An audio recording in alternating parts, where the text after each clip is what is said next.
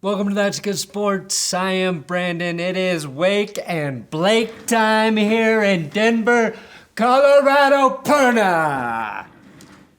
The Broncos in dire need of QB depth, with starter and known horsecock wielder Drew Lock out for 3 to 5 weeks, are turning to a veteran who's been unfairly blackballed by the league.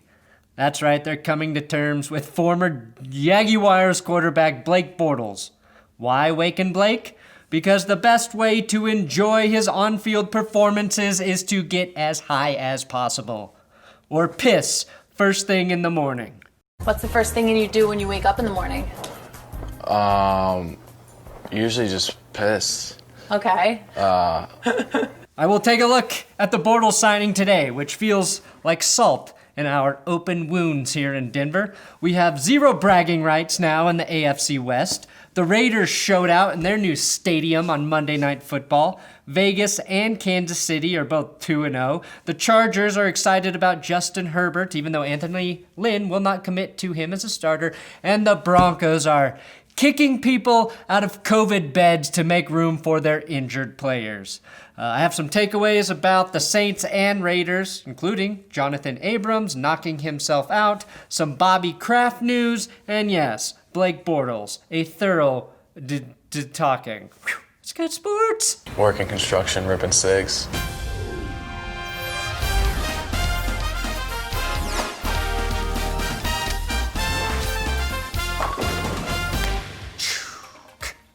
Please subscribe to this YouTube channel for near daily NFL news updates. Today's episode, though, is sponsored by manscaped.com/goodsports. And it's all about sweaty balls, baby. Ball deodorant. Ball deodorant. Ball deodorant. Ball deodorant. Ball deodorant. Ball deodorant. No matter the weird shape or size of your balls, I bet they sweat. Which is why you need the Crop Preserver Ball Anti-Chafing Deodorant from Manscaped. I recommend deodorizing your balls as part of your post-shower routine. Squirt some of the Crop Preserver Aloe Vera Quick Absorbing Gel into your palm. Get enough, and then rub your balls until your hands fall off. Or whatever you deem a normal ball rubbing time. It dries clear, and it keeps your balls fresh and clean. It's made with natural ingredients, so your balls are safe. Use my link below, manscaped.com/goodsports for 20% off, plus free shipping, plus 2 free gifts when you buy the Perfect Package 3.0, which includes the Crop Preserver. All right, the Giants did sign running back Devontae Freeman after losing Saquon Barkley to a torn ACL. 7 official ACL tears this last weekend in the NFL. Freeman was easily the best free agent running back available, and between Dion Lewis, Wayne Gallman, and now Freeman, the Giants should have a stable of backs to get the job done, knowing that they're probably not going to get any jobs done this season. We do have some breaking news coming from New York City. The New York Post wrote, Robert Kraft likely to get off in Florida massage parlor case. Bravo, New York Daily News. Let me know if you ever need a freelance headline writer. While we're talking about the Patriots, I have to point out that DK Metcalf absolutely owned Stephon Gilmore on Sunday Night Ball.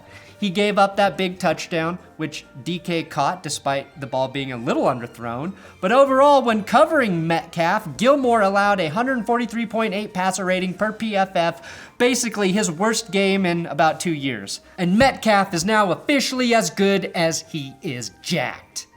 Ripped is how I plan on watching Broncos football all year. Blake Bortles was the 3rd overall pick in the 2014 NFL Draft, spent 5 seasons in Jacksonville, and 1 year as Jared Goff's backup in LA.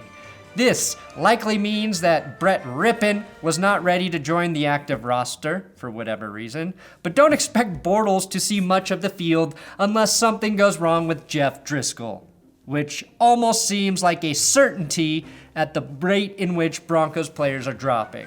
Now here are some Blake Bortles facts. He took the Jaguars to the AFC Championship game in 2017. He has a winning playoff record. He once threw 4 touchdowns against the Patriots. He's 6'5". He doesn't need footwork or a quick release to throw the football. He also cries elegantly on the sideline with one single tear, unlike Paxton Lynch. Think no Sean Moreno, but a little more modest. And most importantly, he trusts himself. Because damn it, nobody else will. Jalen Ramsey couldn't talk trash about Bortles from his famous 2018 GQ article where he called Josh Allen trash, said Flacco sucks, and that Goff and Garoppolo were average because at the time, Bortles was his quarterback. Turns out Ramsey was only wrong about Josh Allen. He now plays with Jared Goff, and he might be the best quarterback evaluator in the league. But I bring this up because Bortles' new teammate, Jarrell Casey, once in an interview said, as long as Blake Bortles is back there, if the ball game is in his hands, he's going to choke. Yikes. Even when the Jags were beating teams like Seattle and Houston during the 2017-18 season, this is what other NFL players were saying about Bortles after losses to the Jags. Earl Thomas, that was a subpar quarterback. Houston linebacker Jadeveon Clowney called him trash, and that was after Clowney and the Texans lost 45-7 to Bortles and the Jags. So in his prime, there has never been a QB more disrespected than Wake and Blake. That's why even though we all know he's bad, we love him and we root for him. So welcome to Denver, Bortles. If you want to compare Blake Bortles to Jeff Driskel statistically, you will see they are very similar. I think Driskel can suffice while Drew works with the locksmith to repair his body. Do I expect any wins outside the Jets game for Denver? Not really. Unlike Charles Dickens, I have no expectations. Bortles is going to back up Driskel, and the name Bortles draws a lot of attention. Denver signed a backup's backup, and people are losing their shit because Bortles isn't a good quarterback. There aren't any good quarterbacks available, guys. If you want Kaepernick, you also have to admit he's a giant question mark because he hasn't played in the NFL for 4 years at this point.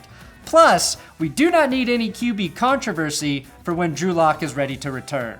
Personally, I would have inquired about former XFLer Jordan Teamu, who is in Kansas City on the practice squad. Segue, speaking of the XFL, I know he was kidding, but The Rock saying maybe he will become the first pro football owner to suit up and play almost makes me more excited for XFL football than the rest of the Broncos season. That would be the greatest single thing to happen to sports.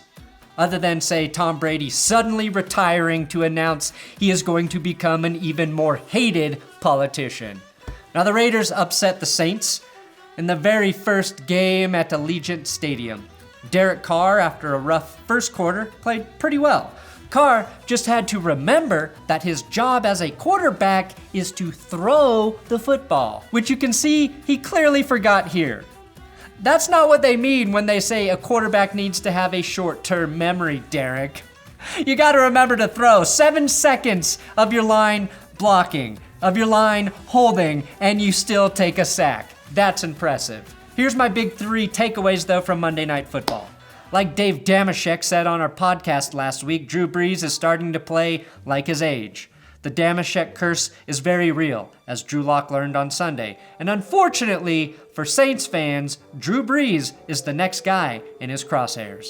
Brees threw 1 completion to Emmanuel Sanders. Don't know what the fuck you were doing there, Brees. Alvin Kamara, on the other hand, had 9 catches for 95 yards, meaning Drew's first 3 reads are whichever player is closest to me. Brees has to get the ball downfield. He's joining the old man club alongside 2018 Joe Flacco and 2009 Brett Favre for fewest air yards per game in his first 2 games. Also, hilariously, 2017 Derek Carr is in that elite club. Brees misses Michael Thomas the way I miss watching football without seeing all of my favorite players get injured. I'm also not ready to say Drew Brees is washed. He actually had more yards per attempt and more passing yards than Derek Carr in this game.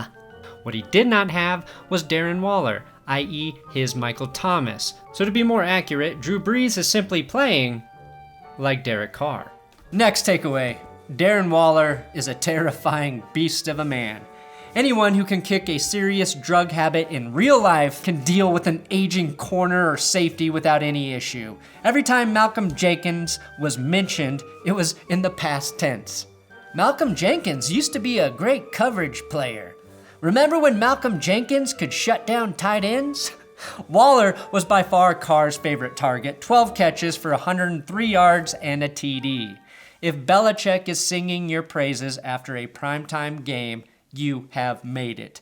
The Raiders have officially gone balls to the Wallsers.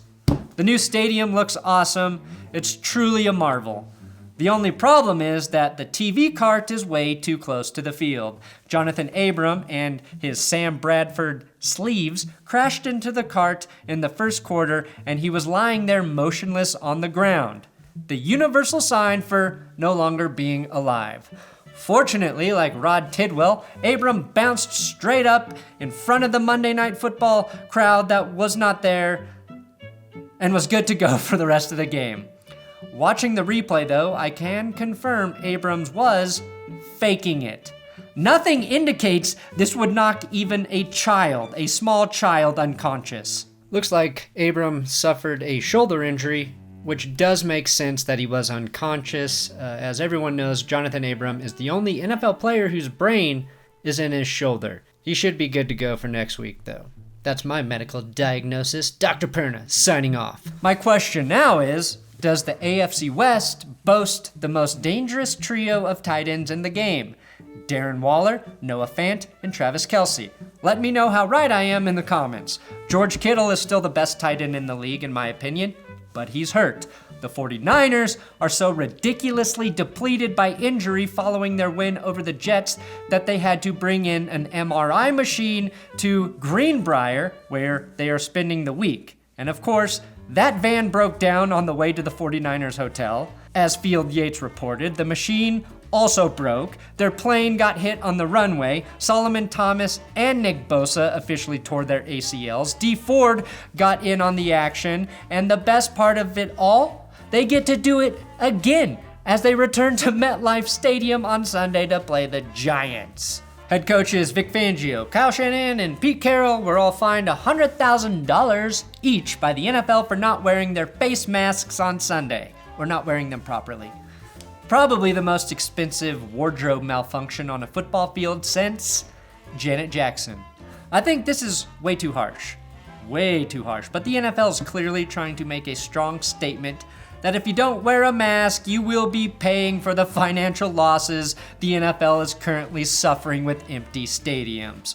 Credit Andy Reid for being innovative and ahead of the game again, since he never has to put his face shield back on after calling plays. It's important to keep in mind that football coaches are not like the rest of us humans. Once the game starts, they are literally unable to think about anything other than the X's and O's. They live in a little box in their mind. There is no pandemic up there, but since I don't want them to get fined again, here are my ideas for the three coaches moving forward. For Pete Carroll, he needs a mask that dispenses gum straight into his mouth so he doesn't have to take it off 85 times a game when he needs to grab a new stick. For Kyle Shanahan, obviously, he needs one of those motocross gaiters to match the rest of his look. And for Vic Fangio, I am suggesting that he probably just wear an oxygen mask all game. He's old, he's coaching at altitude, so it's a multi-purpose solution.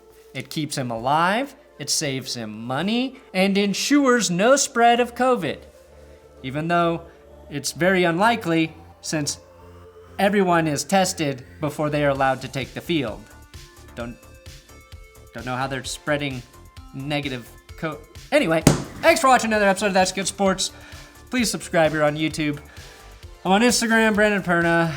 Well, I'm on Instagram and Twitter at Brandon Perna. If you need more of this shit, fuck.